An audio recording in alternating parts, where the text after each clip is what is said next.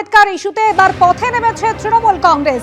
নেতৃত্বে রয়েছেন কুণাল ঘোষ। এর আগে সংসদ বারবার করে উত্তপ্ত হচ্ছে আম্বেদকর ইস্যুতে। আমাদের প্রতিনিধি অর্ণব মুখোপাধ্যায় সরাসরি রয়েছেন আমাদের সঙ্গে। অর্ণব, মিছিল থেকে কি দাবি তোলা হচ্ছে? দেখো, এই আম্বেদকর ইস্যুতে তৃণমূল কিন্তু রাস্তায় নেমেছে এবং রাজা দীনেন্দ্র স্ট্রিট ধরে এই মিছিল যাচ্ছে। লেখা রয়েছে, বাবা সাহেব আম্বেদকরের অপমান মানছি না, অমিত শাহ ইস্তফা দিন নইলে ক্ষমা চান, সেটা লেখা রয়েছে। এখানে যে পোস্টার রয়েছে তাতে লেখা রয়েছে, বিজেপির সংস্কৃতি অমিত শাহের সংস্কার, সংবিধানের মন্দিরে অপমানিত আম্বেদকর, সেটা লেখা রয়েছে। এবং আজকে যেরকমটা জানা যাচ্ছে যে আজকে কুণাল ঘোষ তো রয়েছেনই, সেই সঙ্গে হচ্ছে ফিরহাদ হাকিম থেকে শুরু করে শশী পাঁচা, চন্দ্রিমা ভট্টাচার্য সবাই নামছেন। এই মুহূর্তে আমরা যেরকমভাবে দেখতে পাচ্ছি যে কুণাল ঘোষ তিনি নেমেছেন। কুণালদা, কি বলবেন? আজকে তো সব জায়গাতেই আপনাদের মিছিল হচ্ছে, কি বক্তব্য? না, এটা হচ্ছে যে বাবা সাহেব আম্বেদকরকে যেভাবে অমিত শাহ অপমান করেছেন তার প্রতিবাদে আমাদের মাননীয় মুখ্যমন্ত্রী মমতা বন্দ্যোপাধ্যায়ের নির্দেশে আজকে তৃণমূল কংগ্রেস পথে নামছে বাংলা জুড়ে।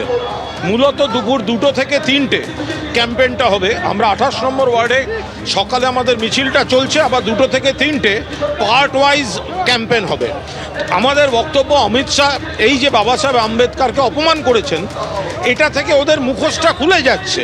ওরা দেশের সংবিধানকে অপমান করে, সংবিধান প্রণেতাদের অপমান করে। একদিকে যেমন সংবিধানের স্পিরিটটাকে ওরা অপমান করছে, পাশাপাশি আর্থিক নীতিগুলোর দিক থেকে দেখতে হবে যে এই যে স্বাস্থ্য বিমা, জীবন বিমা, জিএসটি চাপিয়ে দেয়া, মূল্য বৃদ্ধি, সাধারণ মানুষের জীবন আর্থিক চাপে তছনছ করে দিচ্ছে বিজেপি। আবার যখন সংবিধানের প্রশ্ন আসছে, সর্বধর্ম সম্প্রীতি ঐক্য, তখন বাবা সাহেব আম্বেদকরকে অপমান, দলিতদের অপমান, দেশের সংবিধানকে অপমান।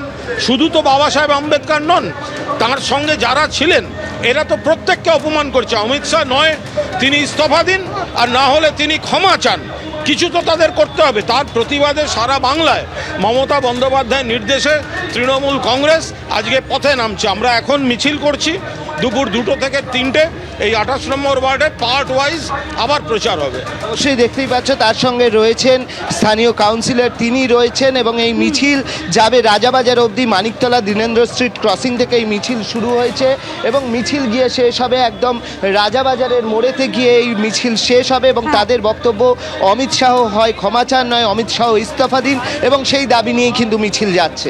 ধন্যবাদ অর্ণব। প্রাক্তন বিএসএফ কর্তা সমীর মিত্র রয়েছেন আমাদের সঙ্গে সরাসরি। সমীর বাবু, এই কোন বাংলাদেশ? একে তো বাংলাদেশ এর আগে ভারতের মুক্তিযুদ্ধে কি অবদান তা সম্পূর্ণ অস্বীকার করেছে, আর এবার নিজের দেশের একজন মুক্তিযোদ্ধা যার বীরের সম্মান প্রাপ্য ছিল তাকে এভাবে হেনস্থা। এ তো বিদ্বেষে পরিপূর্ণ বাংলাদেশ।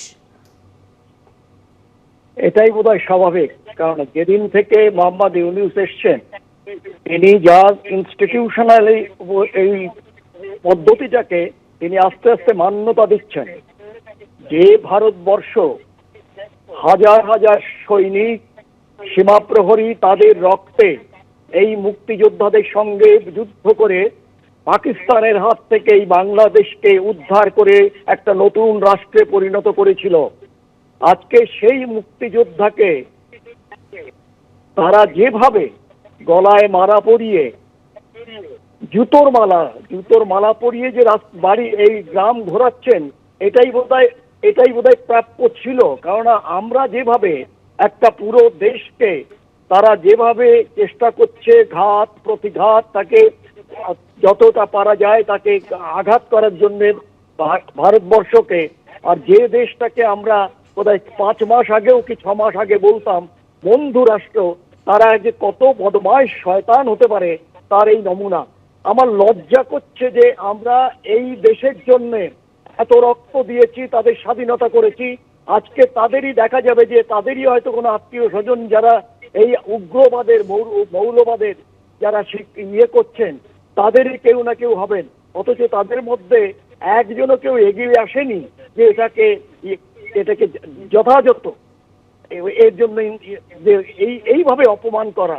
আমি তো বলবো যে বাংলাদেশ আর্মি তারা কি করছে, তারা তো তাদেরই তো পূর্বপুরুষরা নিশ্চয়ই তারা মুক্তিযুদ্ধের সঙ্গে জড়িত ছিলেন, এই প্রত্যেকটা গ্রামে, কুমিল্লা তো একটি বেশ বর্ধিষ্ণু জায়গা যেখানে শিক্ষা দীক্ষা ছিল এককালে, আজকে সেই জায়গায় একজন অন্ততপক্ষে 70 ঊর্ধ্ব, 75 ঊর্ধ্ব কিংবা 80 ঊর্ধ্ব একজন মানুষকে, যে তার সারা জীবন হয়তো মুক্তিযোদ্ধা ছিলেন, তিনি বেঁচে ফিরবেন কিনা সেটা কোনো জানা ছিল না, অথচ তাকেই করছে।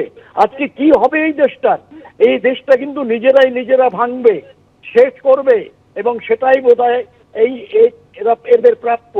আমার মনে একেবারে হয় না। সমীরদা, এটাই সব থেকে দুঃখের যে এটা কিন্তু এই বয়সে তার প্রাপ্য ছিল না। শুধুমাত্র তাই নয়, তিনি কুমিল্লায় থাকতে পারবেন না বলেও তাকে হুমকি দেওয়া হয়েছে।